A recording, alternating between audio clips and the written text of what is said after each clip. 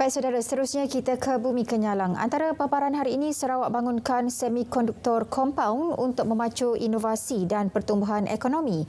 Selain pemergian Laskar Kanan JJM Joanna Felicia Rohna dalam nahas helikopter di Lumut, kehilangan besar buat keluarga. Langsung saja bersama Buma Win di Kuching. Silakan Buma. Baik, terima kasih Zahira.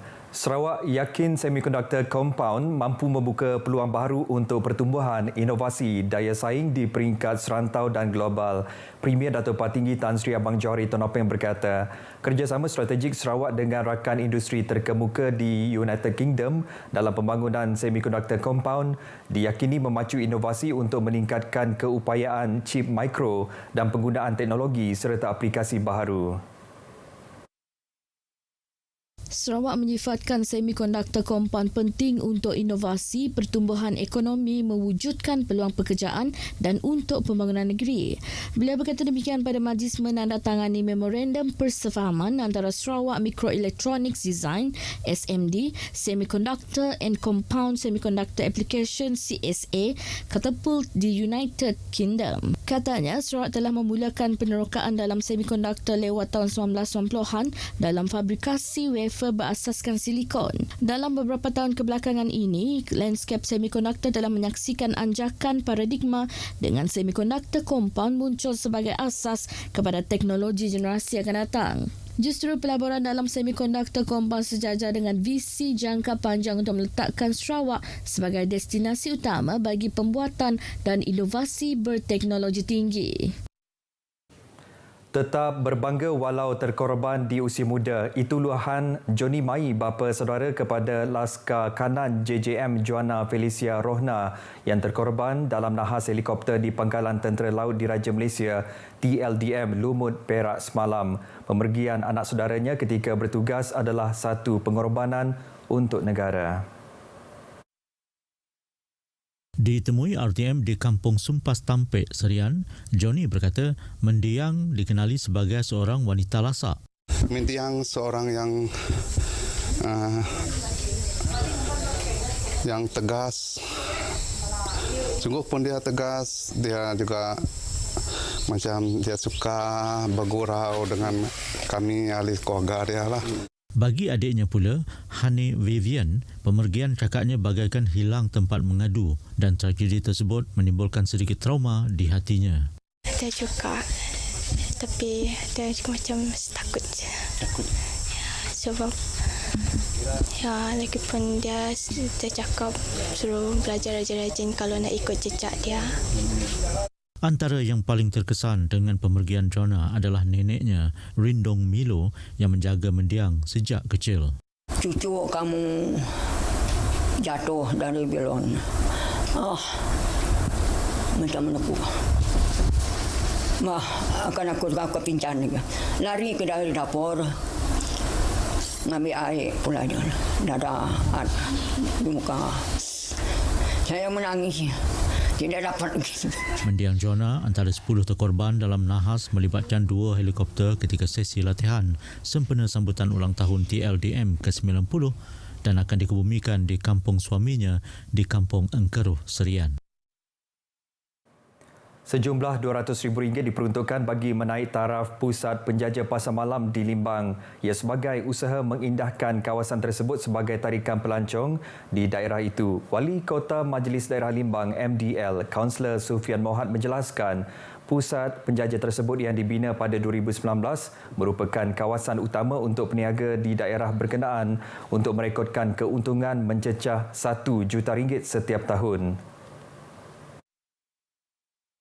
Ini adalah projek yang telah pun disalurkan daripada Kerajaan Persekutuan sebanyak RM200,000 untuk menaik taraf longkang yang menjadi rungutan pada peniaga sebelum ini, di mana kes-kes seperti berbau dan air yang bertakung dan sebagainya. Dan alhamdulillah dengan adanya projek ini kita dapat membuat dua dalam satu, iaitu menaik taraf longkang dan juga menaik taraf decorative lighting untuk mengindahkan kecantikan di kawasan tersebut.